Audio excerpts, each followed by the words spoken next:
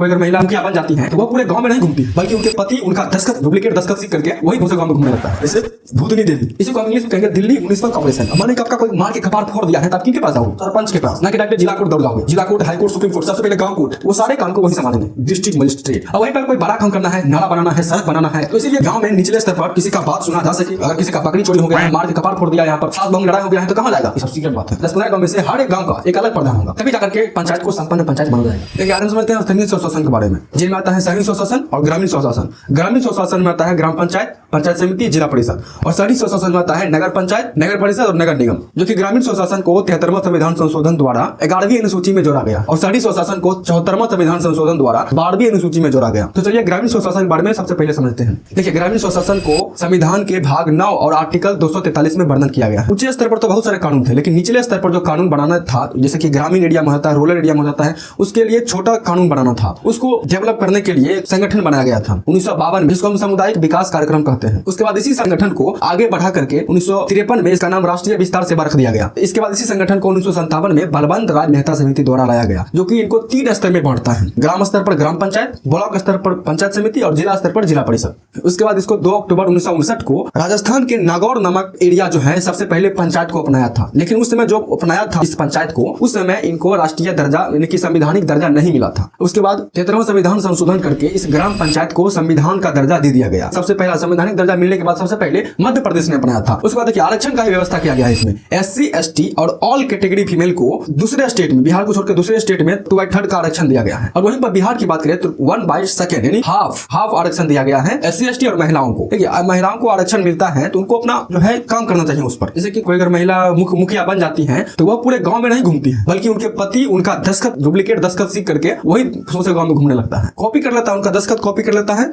ऐसे भूतनी देवी वही घूमते रहते हैं यहाँ पर। लेकिन अगर किसी को अधिकार मिला है तो अपने अधिकार को पहचानो, फिर कहेगा कि अधिकार नहीं मिल रहा है, अधिकार नहीं मिल रहा है इनको। इस ग्राम पंचायत का चुनाव जो होता है वो ईवीएम के द्वारा ही होता है। पहले जो होता था वो पहले पेपर पर होता था, लेकिन अभी इसका चुनाव जो है ईवीएम के द्वारा होता है। पंचायत भंग, देखिए पंचायत तो बन गया, अब पंचायत को भंग करने के लिए क्या प्रक्रिया है वो भी समझ लीजिए। देखिए पंचायत को भंग करने के लिए 2/3 वार्ड सदस्य के 2/3 बहुमत से पारित होना चाहिए। अगर पूरे वार्ड सदस्य जो है पंचायत का वार्ड सदस्य मिल करके 2/3 बहुमत दे दिया जाता है तो पंचायत को भंग किया जा सकता है। लेकिन वहीं पर मध्य प्रदेश के एरिया में चुनाव निवर्तन के द्वारा पंचायत को भंग किया जाता है। मतलब कि अगर जैसे चुनाव हुआ है, चुनाव बन के मुखिया सरपंच जितने भी अधिकारी होते हैं, इसी प्रकार से चुनाव के द्वारा ही उनको हटाया जा सकता है। जैसे कि अगर कोई पंचायत को भंग करना है या मुखिया अपना त्याग पत्र दे रहा है तो जिला पंचायत अधिकारी के पास जाकर के अपना त्याग पत्र देगा। अगर जिला पंचायत अधिकारी नहीं है तो वहां पर DM डिस्ट्रिक्ट मजिस्ट्रेट बैठेंगे, वो सारे काम को वही संभालेंगे, डिस्ट्रिक्ट मजिस्ट्रेट GM। पंचायत का वर्क डिवीजन क्या है?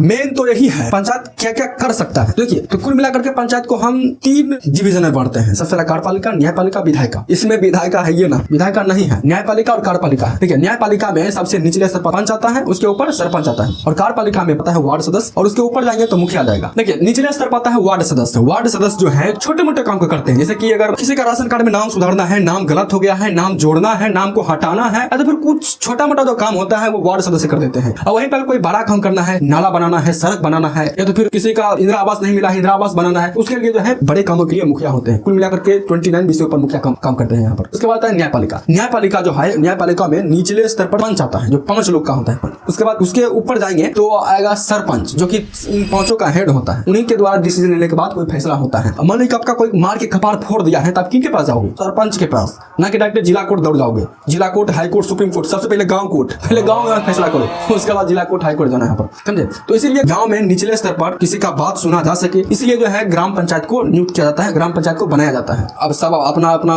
अगर किसी का बकरी चोरी हो गया है, मार के कपार फोड़ दिया, यहाँ पर सास बहू लड़ाई हो गया है, तो कहाँ जाएगा? जिला कोर्ट डायरेक्ट नहीं, पहले गांव में फैसला करो, बस का नहीं होगा तो उसके बाद जिला कोर्ट, जिला हाई कोर्ट, सुप्रीम कोर्ट ऊपर जाना है। पर डायरेक्ट आप नहीं जा सकते कहीं भी, उसका कोई प्रोसीजर है, नियम है, नियम को फॉलो करो, समझे? और देखिए अक्सर आप लोगों ने बिहार में मुखिया का जो है प्रचलन है यहाँ पर, समझे? और अगर यूपी हरियाणा साइड में जाओगे तो वहाँ पर प्रधान रहता है। ऐसा क्यों? एक पंचायत में 10, 15, 20, 25 गाँव तो होता है यहाँ पर, और उस 25 गाँव का एक मुखिया प्रमुख है यहाँ पर, पूरा 25 गाँव को संभालेगा वही एक मुखिया। नाला बनाना होगा तो अपने गाँव का विकास कर देगा, ऊपर का जो पोल पर जो पेपर लाइट लगता है अपना गाँव में बेसी लगा देगा, दूसरे गाँव को देखबे नहीं करेगा। ये सब सीक्रेट बात है। 10-15 गाँव में से हर एक गाँव का एक अलग प्रधान होगा। हर कोई एक गांव है, मान लीजिए कि कोई 4 नंबर का गांव है, तो इस गांव के किसी टोला में से एक प्रधान निकलेगा और पूरे गांव को, उसी गांव को संभालेगा, समझे? और मुखिया बनने के लिए जो है 21 साल की आयु होनी चाहिए। 21 साल की आयु है तो मुखिया बन सकते हैं। लेकिन आपको 21 साल में कोई वोटे नहीं देगा। ये गांव में अगर काम होता है, मुखिया के द्वारा कोई अगर सड़क बनाना है, नाला खोदवाना है, पर भेपर लाइट लगाना है पोल पर, तो उसका जो है फंड पैसा आएगा कहाँ से? तो उसके लिए पैसा जो है राज्यपाल देता है। देखिए पंचायती सदस्य है, न्यायपालिका के लिए पंच, सरपंच, कार्यपालिका के लिए वार्ड सदस्य और मुखिया, और पुलिस में चौकीदार रहना जरूरी है। राज्य सरकार द्वारा ग्राम सेवक, वीडियो, विलेज डेवलपमेंट ऑफिसर और वीडियो, ब्लॉक डेवलपमेंट ऑफिसर, जिला पंचायत अधिकारी का जरूरी होना है, और लेखा जोखा के लिए लेखपाल, पटवारी या कानूनगो, और जमीन की नापी उपी करने के लिए एक अमीन जरूरी होता है हर एक पंचायत में, तभी जाकर के पंचायत को संपन्न पंचायत माना जाएगा। ये तो हो गया ग्रामीण स्वशासन। और समझते हैं शहरी स्वशासन। शहरी स्वशासन को हम नगर पालिका भी कहते हैं। इसको भाग संख्या 9 के क में रखा गया है। अगर कोई छोटा राज्य है तो नगर पंचायत, अगर कोई मीडियम साइज का एरिया है तो नगर परिषद, अगर कोई बड़े लेवल का एरिया है तो उनको नगर निगम कहा जाएगा। देखिए नगर पंचायत का जो हेड होता है चेयरपर्सन होता है, और नगर परिषद का हेड होता है वो अध्यक्ष होता है। वहीं पर नगर निगम का हेड जो होता है वो मेयर या महापौर उनको कहा जाता है। और इसी नगर निगम को हम म्युनिसिपल कॉर्पोरेशन कहते हैं। जैसे कि दिल्ली है तो दिल्ली को क्या कहेंगे हम? नगर निगम दिल्ली, या तो फिर दिल्ली नगर निगम। इसी को हम इंग्लिश में कहेंगे दिल्ली म्युनिसिपल कॉर्पोरेशन या municipal corporation of Delhi, MCD। अगर पटना है तो पटना म्युनिसिपल कॉर्पोरेशन, इसी को कहते हैं। अगर कोई मुंबई है तो MMC, Mumbai municipal corporation short में बोला जाता है। और इनके पास बहुत ज्यादा पावर होता है, जो छोटा मोटा जो है काम जो है यही खुद संभाल लेते हैं। जैसे कि कोई अगर टोटो वाला एरिया है, टोटो जो है वही टोटो जो 10-20 आदमी बैठा करके करते रहता है, यहाँ पर घर जाता है, पूरा फुल बैठा लगा यहाँ पर। तो उसी टोटो का जो है नंबर प्लेट जो है वो नगर निगम दे देता है, उसके लिए RTO थोड़ा जाएगा। देखिए शहरी स्वशासन का स्थापना मद्रास में हुआ था 1688 ईस्वी में, और इनको 74वां संविधान संशोधन द्वारा 1 जून 1992 को संवैधानिक दर्जा दे दिया गया था। ग्रामीण स्वशासन हो या शहरी स्वशासन हो, इनमें 5 साल का बैठक सभी में अनिवार्य होनी चाहिए, और इसमें भी SC ST और ऑल फीमेल को आरक्षण दिया गया है। देखिए तो शहरी स्वशासन और ग्रामीण स्वशासन का चुनाव होता है, एक सेवे होता है। आप समझ लीजिए यहाँ पर उतना बेसिक दिमाग नहीं लगाते हैं। तो यही थी ग्रामीण स्वशासन और शहरी स्वशासन के बारे में पूरी जानकारी। मिलेगा नेक्स्ट वीडियो में, तब तक के लिए जय हिंद।